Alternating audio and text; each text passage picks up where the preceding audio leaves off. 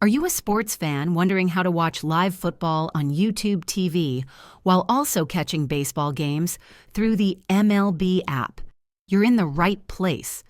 In this video, I'll show you how to stream live football on YouTube TV and how to use the MLB app for all your baseball action.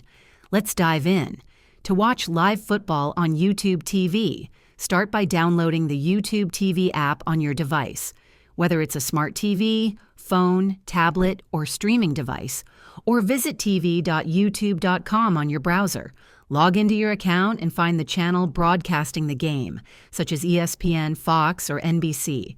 You can also set up reminders or record games using the Cloud DVR feature. For baseball fans, download the MLB app on your device and sign in with your cable replacement service, like YouTube TV, if required.